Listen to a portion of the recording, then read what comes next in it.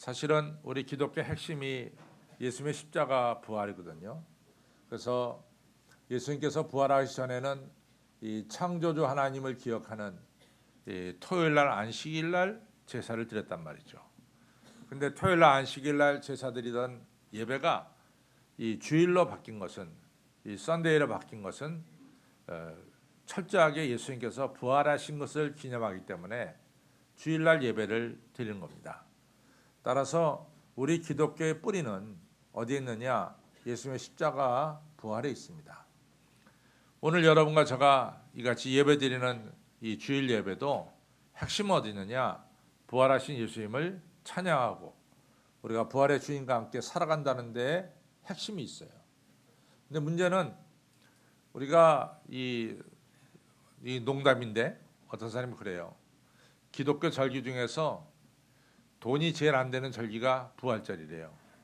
왜냐하면 크리스마스만 해도 크리스마스 세일이 있고 그렇잖아요. 성탄절이라 해서 물건 잘 팔아먹고, 그다음에 미국 같은 경우에는 땡스기빙 데이가 딱 끝나면은 추수감사절이 딱 지나면 뭐 이같이 블랙 세일이라고 해서 미국 전 백화점이 엄청나게 대대적인 세일을 합니다. 근데 부활절만 그런 게 없어요. 그래서 부활절은 장사하는 사람들이 별로 돈을 못 넘긴다 이런 얘기 하는데, 사실은 이 부활절만큼 중요한 게 없습니다. 부활신앙이 우리의 신앙의 가장 핵심적인 신앙이기 때문에 너무 중요한데, 부활절이 딱 지나면 그걸로 땡 치는 것 같아요. 종 치는 것 같아요. 언제 부활절 지냈나 그러고 마는 것 같습니다. 사실은 중요한 것이 부활신앙이 여러분과 저에게 날마다 살아 역사하는 이러한 신앙이 되기를 주님의 이름으로 축원합니다. 부활신앙이 얼마나 중요하냐면은, 여러분들 덴마크의 철학자 킬케고르가 뭐라고 얘기했냐면은, 우리 인생이란 게 뭐냐? 인생은 마치 사형 언도를 받고 감옥소에 갇혀 있으면서 이제 자기 순서가 되면 그 감방을 나와서 형장으로 사라지는 것 같다. 굉장히 부정적으로 썼어요. 그러니까 이 죽음이라고 하는 것에 우리가 매여 있으면은 마치 감방에 갇혀진 사람처럼 이처럼 자유 없이 지내는 것이 이같이 죽음에 매여 있는 사람이다. 이런 이야기를 한 거죠. 또 우리가 동양의 최고의 석학하면은 우리가 공자를 둘 수가 있겠죠. 근데 공자가 뭐라고 말했느냐? 공자가 자기 죽음이 가까웠을 때 이 자기 집안을 버티고 있는 동량 있잖아요. 기둥. 이 중심 기둥이 이같이 기울어지고 기둥이 무너져 내리고 하늘이 내려앉는 것 같은 이러한 두려움이 자기를 휩싸고 있다. 이런 고백을 했습니다. 그러니까 아무리 대단한 학문을 가졌어도 이같이 죽음이라는 것을 생각해 보면은 모든 것이 어둡고 무섭다는 이런 이야기가 되겠습니다. 지금부터 한 50년 전의 이야기라고 생각해요. 이 미국의 시카고에 큰 부자가 있는데 너무 딸을 사랑해요. 근데 딸이 죽을 병에 걸렸습니다. 그때 이 시카고 부자가 의사 선생님 찾아갔어요. 선생님, 제가 100만 불도 좋고 200만 불도 좋으니까 내 딸을 제발 살려주세요. 이러면서 간곡하게 부탁했습니다. 난 딸하고의 이별을 생상도 못하겠습니다. 이런 이야기를 했습니다. 여러분들, 이 죽음이라는 두려움 앞에 이 돈도 아무 소용이 없다고 하는 것을 이같이 의사 선생님이 이 시카고의 부자가 이야기하는 것을 우리가 보게 됩니다. 이처럼 죽음이라고 하는 것은 어떤 분이 말하기를 가장 무시무시한 도둑이 바로 뭐냐? 그것은 바로 죽음이 가져오는 두려움이다. 이런 이야기입니다. 사실은 이 말씀이 100% 맞는 것 같아요. 왜냐하면 예수님의 제자들이 이 예수님이 십자가에 달려 죽고 나서 그 다음엔 자기 차례다. 죽음이 자기 차례다. 라고 느껴지니까요. 두려움에 휩싸이니까 그냥 다락방에 숨어버렸어요. 아무것도 안 해. 숨어서 벌벌 떨며 지내는 거야. 이같이 두려움은 우리에게 있어서 가장 무서운 도둑이다. 그래요. 두려움에 휩싸이면은 사람들이 기쁨을 잃어버립니다. 기쁨을 뺏어가요. 또 두려움에 휩싸이면은 내일에 대한 소망이 사라져 버려요. 두려움에 휩싸이면은 밤에 잠도 못 자요. 얼마 전에 이 TV에서 이 유명한 영화 배우들, 이름만 대면 다 아는 배우들이 무슨 얘기를 하냐면 자기들이 다 한 번씩 공황 장애를 겪었다는 거예요. 공황 장애. 근데 저는 사실은 공황 장애를 정확하게 잘 모르겠어요. 근데 공황 장애라고 하는 것은 자기가 죽을 수밖에, 지금 죽는다, 이런 느낌을 갖는 게 공황 장애래요. 아무것도 할 수 없이 지금 온몸이 자기가 지금 죽어간다, 이런 느낌을 가지고 어느 한 순간을 지내는 것, 어느 한동안을 지내는 것을 갖다가 공황 장애라고 합니다. 그런데 이러한 한국의 유명한 배우들이 다 한결같이 공황 장애를 느끼면서 자기들이 이 죽음에 임박했을 때 아무것도 할 수 없었다는 것을 그들이 이야기하는 것을 들었어요. 이처럼 죽음에 대한 두려움은 우리를 모든 것을 다 잃게 만듭니다. 기쁨도 뺏어가고 또 의욕도 뺏어가고 내일에 대한 소망도 뺏어가고, 그래서 이 두려움은 가장 무시무시한 도적이다, 이렇게 말하는 것이 맞는 말씀 같아요. 우리 예수님께서 죽은 자 가운데 3일 만에 부활하셨어요. 그리고 말씀하시기를 죽음아 네가 이기는 것이 어디냐, 죽음아 너의 쏘는 것이 어디냐. 우리를 두렵게 만드는 죽음에 대해서 정면으로 예수님은 죽음아 너의 이기는 것이 어디냐, 죽음아 너의 쏘는 것은 어디냐 하면서 죽음의 공포를 완전히 물리쳤어요. 그리고 고린도전서 15장에 말씀하시기를 예수님이 왜 부활했느냐, 부활의 목적은 여러분과 저를 살리게 하시려고 부활했다. 그 뒤집어서 말하기를 여러분과 저가 사는 것이 없다면 예수님의 부활도 헛것이다 얘기했어요. 그러니까 예수님의 부활의 의미는 전적으로 여러분과 저가 사는 데 있어요. 그렇기 때문에 예수님 부활하셨지, 그렇지 않고는 예수님이 부활할 이유가 하나도 없다 그 말이죠. 우리를 살리는 데 문제가 있습니다. 실제로 예수님의 제자들을 보면은 이 다락방에 숨어지는 제자들이 예수님의 부활을 보고 나서부터는 180도 바뀌었어요. 이제는 두렵지가 않았어요. 예수님 십자가 달릴 다 도망갔잖아요. 다 도망갔습니다. 어떤 사람은 벌거벗은 채로 도망갔어요. 이 옷까지 다 버려두고 도망갔다고요. 이 정도로 예수님께서 이 죽음을 이같이 느꼈을 때 제자들이 다 먼저 도망갔어요. 근데 그 제자들이 그 다락방에서 부활하신 예수님을 만났잖아요. 너에게 평강이 있을지어다. 제자들이 180도 바뀌었습니다. 사도행전 넘어가면 제자들이 예수님 증거한다고 막 매맞았어요. 그때 예수님의 이름으로 매맞는 것을, 능력받는 것을 영광으로 여겼더라, 기쁘게 여겼더라. 이제는 매맞는 것이 두렵지 않고 죽음이 두렵지 않게 된 거죠. 죽음, 이같이 예수님의 부활신앙이 제자들로 하여금 180도 사람을 바꿔놨습니다. 담대한 사람으로, 고난을 두렵게 생각하지 않고 이같이 담대한 사람으로 바꿔놨습니다.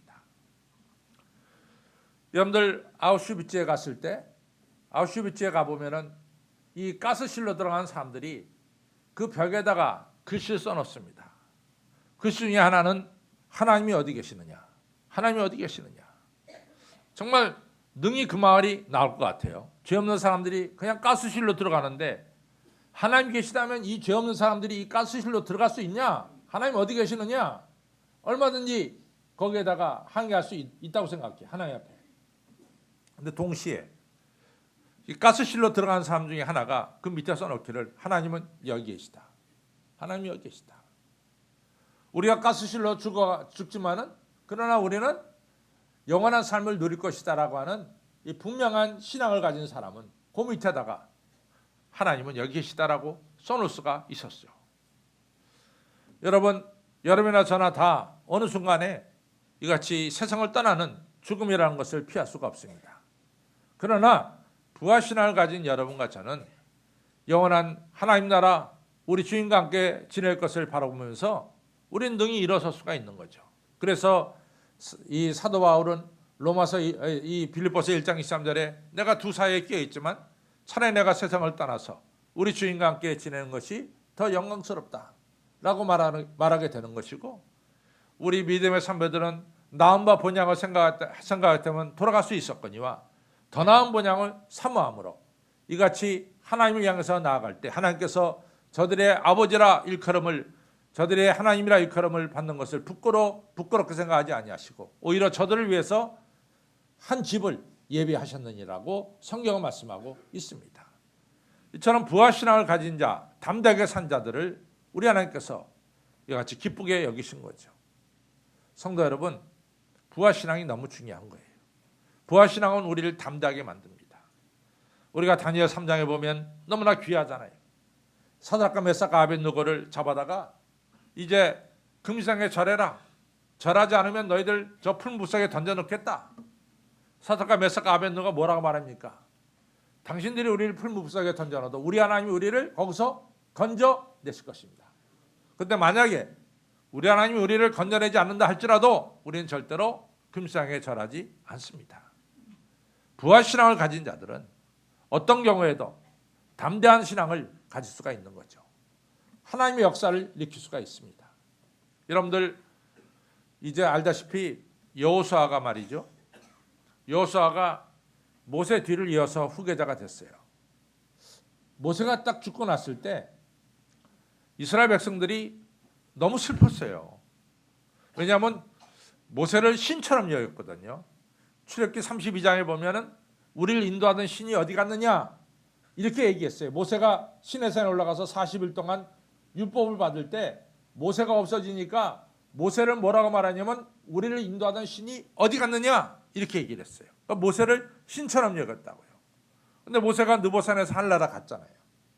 그러니까 이 백성들이 30일 동안을 장례를 치렀다. 30일 동안 애곡했어요. 여러분들 말이 30일이죠.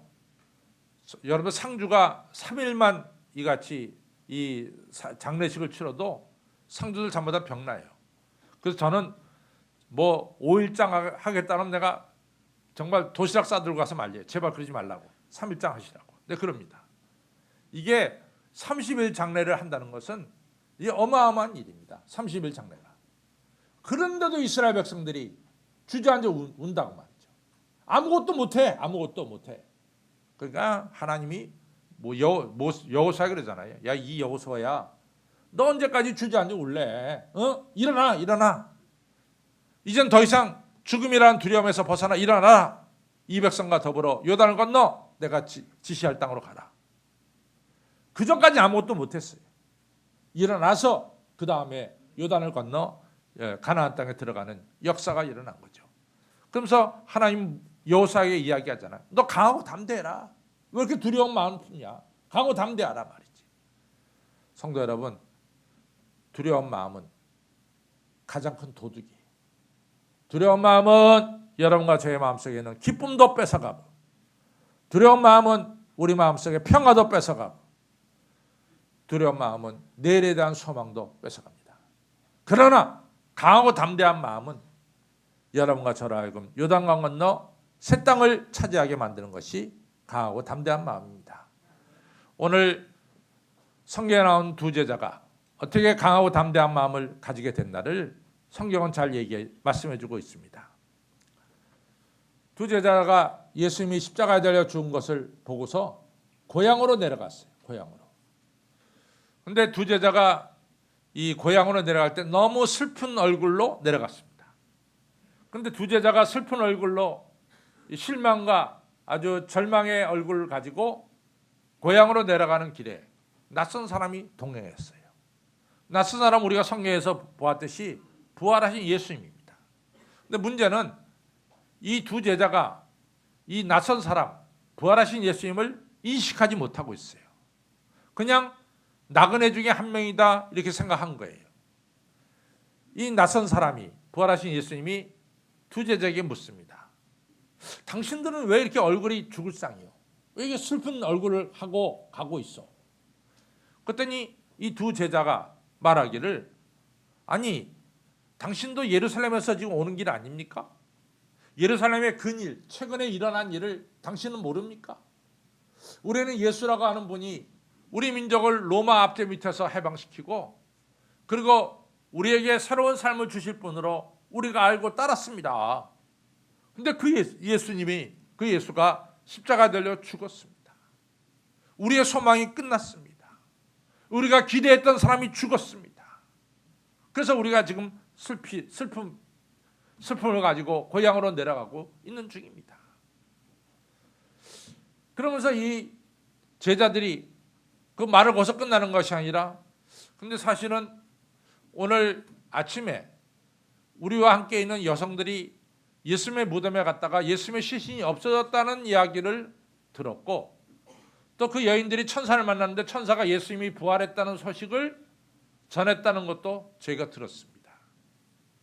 또 우리들 중에, 우리와 같은 동료 중에 제자들이 또 무덤에 갔더니 무덤이 비었다는 소식도 들었습니다 라고 얘기하는 거예요.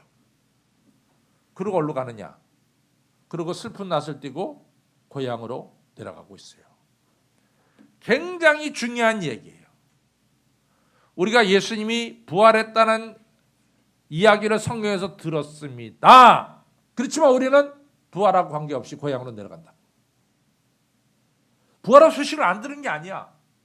틀림없이 부활의 소식을 들었습니다. 하지만은 우리가 가는 발걸음은 지금 어디로 가느냐? 고향으로 내려가고 있대도. 슬픈 짓을 품고 내려가고 있대도. 그러니까 이 이야기가 그냥 머리에 스쳐가고 마는 거지 우리의 삶 속에는 아무런 영향을 미치지 못하는 거지. 여러분 그렇지 않아요? 우리가 지난주일 날 예수 부활했다고 하는 찬양을 했어. 그렇지만 계속해서 우리가 절망의 늪으로 내려가고 있다면 이 두 제자와 뭐가 다른 게 있냐고. 다른 게 없어요. 그냥 이야기는 이야기로 끝나는 거야. 행동은 따르게 나가는 거지. 그러니까 예수님이 이 제자들에게 야단칩니다. 아니 그리스도가 그런 고난을 받고 영광의 자리에 들어갈 것을 너희는 몰랐느냐 말이야. 그리스도가 당연히 십자가에 고난받고 그다음에 부활할 것을 너희들은 몰랐느냐 말이지. 그러면서 오늘 모세와 선지자의 글은 쉽게 말해서 모세하면 모세오경을 가르치고 선지하면 예언서를 가르칩니다. 예수님께서 구약을 가지고 이처럼 예수 그리스도에 관한 이야기를 쫙 풀어서 이야기했어요. 가르쳤어요. 그럴 때 이 제자들의 마음속에 감동이 오기 시작하는 거야. 뜨거움이 오기 시작하는 거지. 감동과 뜨거움이 오기 시작하는 거지. 그 36절은 뭐라고 말하냐면 우리가 예수님께서 성경을 우리에게 풀어주실 때 우리의 마음이 뜨겁지 아니하느냐 이랬다고. 성경 말씀을 들을 때 우리 마음속에 뜨거움이 왔다 이거지. 감동이 왔다 이거지. 여러분 그렇습니다. 왜 이 제자들이 이같이 담대한 마음을 품게 되느냐? 성경 말씀을 통해서 진리를 깨닫고 나서 담대한 마음을 품게 되었다 이거지. 성경 말씀이 그렇게 중요해요. 여러분들 정말 아쉬운 것 중에 하나가 뭐냐면은 우리가 성경을 잘 모른다는 거야. 문제는 예수님을 수십 년 믿었어도 성경을 잘 몰라요. 왜냐? 우리가 성경을 정말로 앉아서 정독하지 않기 때문에 그런 거예요. 성경 말씀을 우리가 정독하지 않습니다. 여러분들 100번 200번 내가 성경을 읽었다 한들 무슨 소용이 있어. 내용을 모르는데. 우리가 성경 내용을 알아야 된다고요. 알아야 된다고요. 여러분들 성경 공부를 하시길 바랍니다. 말씀을 공부해야 돼. 믿음은 들으면서 나뉘어. 들으면 그리스도의 말씀으로 말미암습니다. 성경 말씀을 들어야 된다고. 정확하게 읽어야 된다고. 정확하게 읽어야 된다고요. 우리 방장님 계시지만 제가 목요일마다 CBMC에 가서 성경을 갖다가 쭉 한 장 정도를 풀이해 줍니다. 거기 모인 분들 한 60, 70명이 다 교회 장로님들이에요. 다 교회 지도자들급이에요. 그분들이 하는 이야기가 있어요. 목사님, 뭐 수십 번 읽었지만은 오늘 목사님이 얘기해 주니까 이 내용을 알겠습니다. 그래요. 내용을 모르고 읽는 거야. 내용을 모르고. 그러면 말씀이 우리에게 이같이 뿌리를 내지 못한다고. 성도 여러분들, 성경 말씀을 정독해서 성경의 내용을 정확하게 아시고 그래서 말씀이 우리 안에 뿌리를 내주시길 바랍니다. 성경 안에 예수님이 계시다 그러잖아. 성경은 예수님이 계신 요람이라 그러잖아요. 성경 말씀을 통해서 예수님을 꼭 발견하시는 여러분과 저가 되기를 바랍니다. 두 번째로는 오늘 이제 중요한 게 뭐냐면은 이제 날이 같이 저물어졌다고. 날이 저물어졌거든요. 그러니까 날이 컴컴하니까 지금은 여러분 가자가 이같이 전등불도 있고 이 밤에도 낮처럼 지낼 수 있는 전기가 있습니다. 그래서 가로수 불을 켜놓으면은 우리가 어두운 밤에도 가로수 불빛 따라 걸어갈 수가 있어요. 그런데 여러분들 옛날에 가로수 불빛이 어딨냐고. 불빛이 어딨냐고. 우리나라는 그런 대로 이 밤에 밝아요. 우리나라는 그런 대로 가로수에 불이 밝은 편이야. 미국만 가더라도요. 미국의 밤이 그렇게 밝지 않아요. 가로수를 그렇게 많이 켜놓지 않아요. 어둡습니다. 무서워 밤에 나가면. 근데 우리는 서울 나가면 밤이 대낮 같아. 그냥 번쩍번쩍 거려 정말. 근데 정말 어두워지면은 이 사람이 더 걸어가면 안 돼. 잘못하면 함정에 빠져요. 그러니까 밤이 되니까 이 두 제자가 지나가다가 식당도 있고 잠자리도 있는 이런 곳에 들어간 거야. 들어가니까 예수님도 당연히 들어올 줄 알았어. 밤이 되니까. 근데 오늘 성경을 보니까 예수님이 더 가시려고 했어요. 우리 성경 보십시오.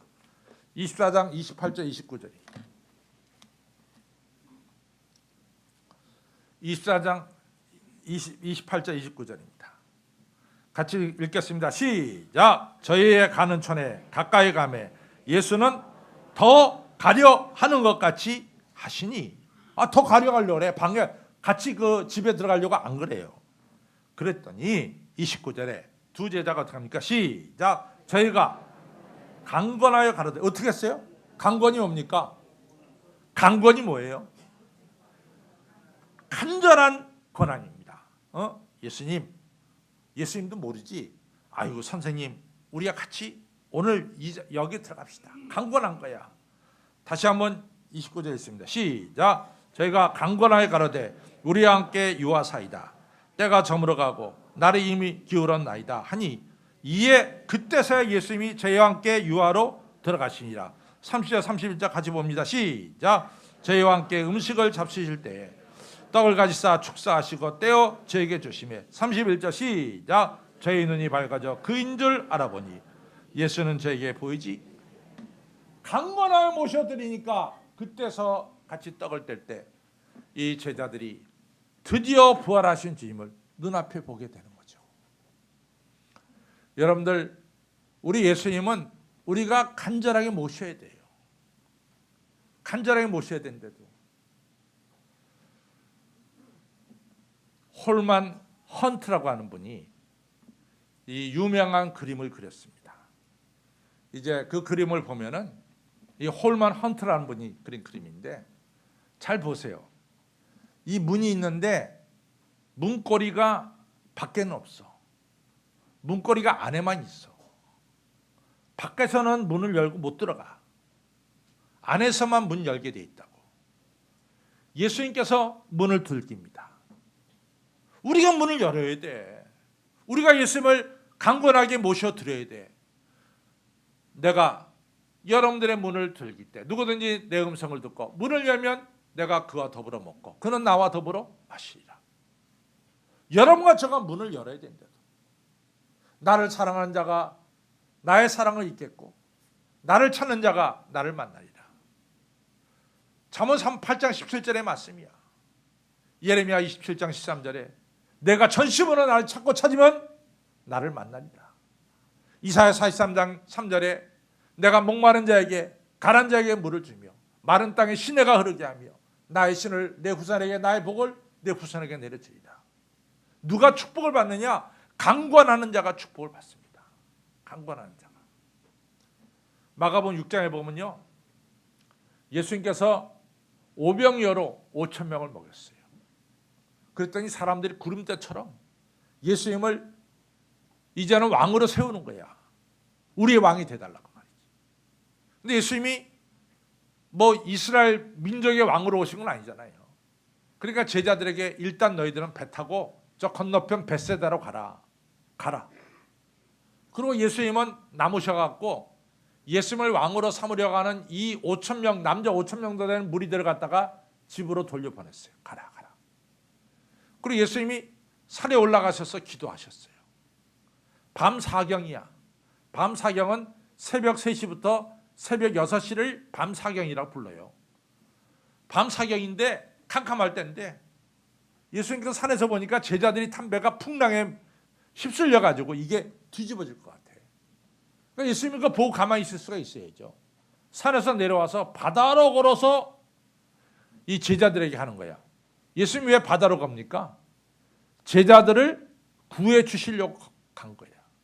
예수님이 왜 이 땅에 오셨어요? 여러분과 저를 구해 주시려고 왔다고. 근데 이제 중요한 게 있어요. 예수님께서 바다 위로 걸어가시는데 나중에 여러분들이 마가복음 6장에 보시길 바랍니다. 예수님께서 배에 가까이 왔는데 더 가시려고 앞을 향해 가는 거야. 당연히 예수님이 풍랑에 노젓고 있는 어려움 속에는 제자들을 구하러 오셨죠. 근데 더 가시려고 하는 듯이 가시는 거야. 오늘 성경 말씀대로 더 가시려고 하는 듯이 가시는 거야. 그때 제자들이 살려주십시오 하고 예수님 찾은 거지. 그때 예수님 배에 타니까 풍랑이 잔잔해지더라. 여러분과 제 간절한 예수님을 향한 사모하는 마음, 예수님을 붙드는 마음, 이것이 있어야 된대도. 이거 없으면 안 돼요. 우리에게 간절함이 있어야 된대도. 예수님은 분명히 여러분과 저를 구하러 오셨어요. 그러나 강제로 문 따고 우리 안에 들어오진 않습니다. 여러분과 저가 마음문을 열고 예수님을 간절하게 모셔드려야 될 줄로 믿습니다. 그래야 은혜를 받는 거야. 그래야 은혜를 받는 거예요. 오늘 이 두 제자가 이처럼 담대한 사람이 된 두 번째 비결은 예수님을 강권에서 모셔드렸다는 거지. 강권에서 모셔드렸다는 거지. 세 번째로 중요한 것은 이 제자들이 이제는 예수님 만나고 나서 어디로 갔습니까? 다시 예루살렘으로 갔습니다. 이게 중요한 거야. 우리가 예루살렘 하면은 머리에 딱 떠오르는 게 뭡니까? 예루살렘 하면은. 예루살렘 하면 떠오르는 게 뭐예요? 성전이지. 예루살렘은 떠오르는 게 성전이 떠올라야 돼. 예루살렘으로 하면은 우리가 이스라엘의 수도가 예루살렘입니다. 그러니까 이스라엘 수도 예루살렘 그렇게 생각하는 것이 아니라 예루살렘은 성전이 떠올라야 돼요. 여러분들 다윗 왕이 이 치적 중에 치적이 뭐냐면은 이 수도를 헤브론에서 예루살렘으로 옮긴 거야. 이게 다윗 왕의 이 왕이 40년 동안 하는 일 중에 아주 중요한 일이었어요. 근데 더 중요한 일은 뭐냐? 수도를 예루살렘으로 옮기고 나서 그 다음에 법궤를 갖다가 이제는 20년 동안 떠돌아 있는 법궤를 예루살렘으로 옮깁니다. 그것이 사무엘하 6장에 나와요. 법궤가 예루살렘으로 들어옵니다. 그래서 그 얘기는 뭐냐? 이스라엘 백성들이 요단강 건너기 전에 모압 평지에 있을 때 그때 모세가 살아있을 때예요. 모세가 이스라엘 백성들의 설교하기를 뭐라고 설교하냐면은 너희들이 이제는 적과 꿀이 흐르는 땅에 들어가거든. 요단강을 건너 들어가거든. 너희들이 해야 될 일 중에 하나가 뭐냐? 하나님께 예배드리는 곳을 한 곳으로 정해라. 한 곳. 이걸 갖다가 성소의 단위라고 말해. 예배드리는 것을 한 곳으로 정해라. 거기서 예배드릴 때 내가 너희의 예배를 받겠다. 그랬어요. 다윗이 이 말씀을 그대로 실천했어요. 그래서 여기저기에서 산당에서 예배드리는 것을 다 폐하고 예배를 예루살렘에서 예배드리게 했습니다. 거기서 번제와 화목제를 드리게 했어요. 그러니까 예루살렘 하면은 하나님께 예배드리는 곳이야. 그러니까 제자들이 부활의 주님을 만나고 나서 제일 먼저 바뀐 게 뭐냐? 예루살렘으로 예배드리는 곳을 갔다고 말이야. 예배드리는 곳을 갔다 이 말이지. 근데 더 중요한 일이 생겼어. 저들이 예루살렘에서 예배드릴 때 성령의 역사가 임한 거야. 불에 혀같이 갈라지고 강한 바람 같은 성령의 역사가 이 제자들에게 임한 거래도. 성령의 역사들이 저들을 바꿔놨어요. 첫째는 성령의 역사는 여러분과 저로 하여금 예수님을 확실하게 알게 합니다. 여러분과 저가 예수님이 나의 구세주라는 것을 어떻게 고백하냐고. 성령님이 아니면 고백을 못하는 거야. 성령님은 여러분과 저로 하여금 예수님을 확실하게 알고 하고, 성령님 물론 우리의 죄도 깨닫게 해요. 우리 회개하게도 만듭니다. 성령님은 동시에 여러분과 저에게 예수님이 지니셨던 능력을 우리에게 주시는 거예요. 우리에게 부활의 주님이 우리 안에 거하시도록 역사하시는 분이 바로 성령님이에요. 이같이 제자들이 성령 받고 나니까, 방언도 하고 기적도 베푸는 이러한 사람이 되고 나니까 제자들 통해서 하나님 나라가 확장되고, 성령 충만해지니까 어떤 두려움도 없이 담대하게 복음을 전하는 주의 제자들로 만들어진 거죠. 여러분, 담대하게 사시기 바랍니다. 두려움은 우리의 기쁨도 뺏어가, 소망도 뺏어가, 평화도 뺏어가. 두려움은 큰 적이에요. 엄청난 도적입니다. 우리가 가지고 있는 것을 다 뺏어가는 게 두려움이야. 그러나 부활의 주님을 우리 안에 모실 때 제자들이 담대해진 것처럼 여러분과 저는 담대하게 인생을 살아갈 줄로 믿습니다. 어떻게 부활신앙을 갖느냐? 첫째는 성경 말씀이야. 둘째는 뭐요? 우리가 간절히 예수님을 사모함으로 모셔야 돼. 세 번째 뭡니까? 이같이 주일 예배. 주일 예배 이 시간에 주의 성령이 여러분과 저에게 충만하게 임할 줄로 믿습니다. 이 시간이 은혜 받는 시간이, 이 시간이 부활의 주님 만나고 이 시간이 성령 받는 시간입니다. 이러한 축복이 여러분들의 있기를 주님의 이름으로 축원합니다. 아버지 하나님 감사합니다. 부활 후 첫 번째 주일날 저희들이 예배 드립니다. 부활절은 부활절이고 오늘은 오늘이고 다르게 생각하는 저희들 되지 않도록 막아주시고, 부활신앙이 우리의 실생활 속에서 계속될 수 있도록 하나님 역사하여 주옵소서. 말씀을 읽으며 들으며 그 말씀 안에 계시는 예수님을 만나게 해주시고, 우리 예수님을 우리가 사모함으로 우리 중심에 모시게 하여 주시고, 이 예수님을 찬양하며 예배하는 바로 이 시간 예배하신 성령님의 역사가 머리수여 기도하는 예배드리는 성도님들 한 분 한 분 머리 위에 강한 바람 같은 성령님의 역사, 불의 혀같이 갈라지는 성령님의 역사가 이 시간 불로 역사하여 주시옵소서.